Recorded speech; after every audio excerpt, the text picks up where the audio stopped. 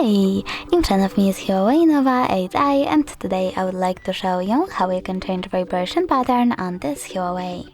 Firstly, open settings and click on sounds and vibration. Now you need to scroll down and choose phone ringtone. Over here, click on vibration and select one of those vibration patterns by tapping on the chosen one. Then go back. This way you can change vibration pattern for your incoming calls, but you can also do that for your messages and notifications the same way. Thanks so much for watching. If you enjoyed this video, don't forget to leave a like, comment and definitely subscribe. Bye!